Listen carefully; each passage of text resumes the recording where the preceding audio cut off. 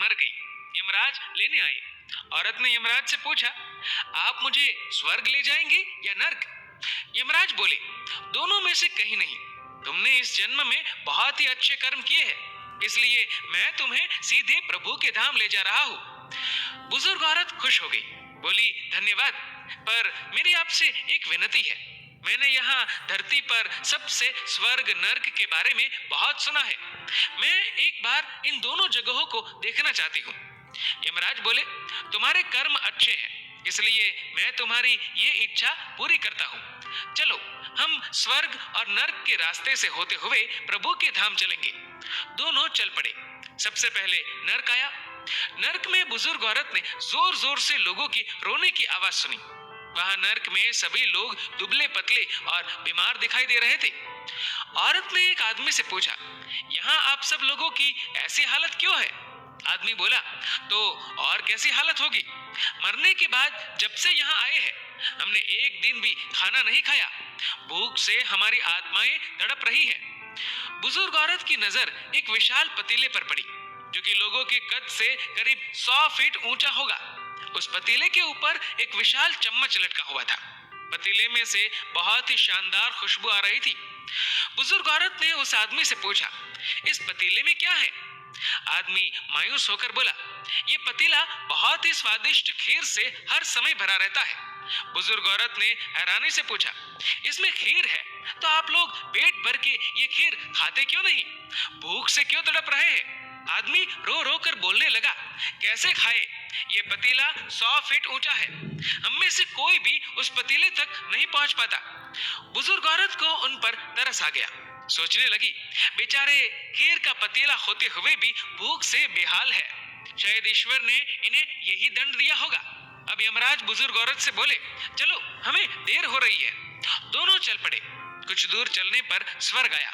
वहां पर बुजुर्ग औरत को सबकी हंसने व खिलखिलाने की आवाजें सुनाई दी। सब लोग बहुत खुश दिखाई दे रहे थे।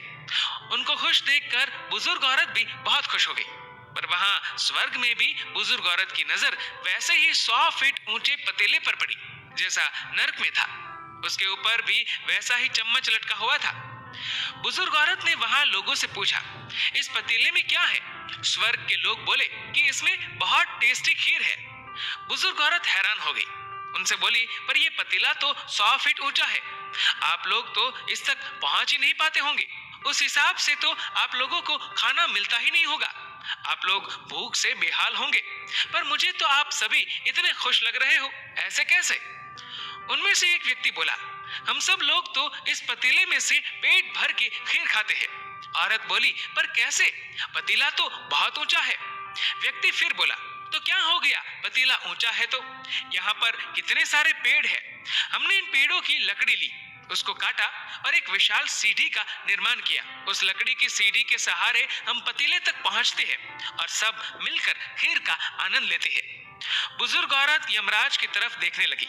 यमराज मुस्कुराए और बोले, ईश्वर ने स्वर्ग और नर्क मनुष्यों के हाथ में ही सौंप रखा है। चाहे तो अपने लिए नर्क बना ले, चाहे तो अपने लिए स्वर्ग। ईश्वर ने सबको एक समान हालातों में डाला है। उसके लिए उसके सभी बच्चे एक समान हैं। वो किसी से भेदभाव नहीं करता। वहां नर्क में भी पेड़ पौधे सब थे, पर वो लोग खुद ही आलसी है। उन्हें खीर हाथ में चाहिए।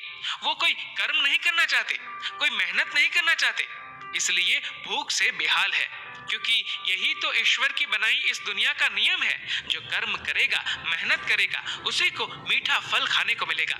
स्वर्ग के सपने छोड़ दो, नर्क का डर छोड़ दो। बस आपकी वजह से किसी का दिल ना दुखे, इतना सोचो। बाकी सब कुदरत पर छोड़ दो।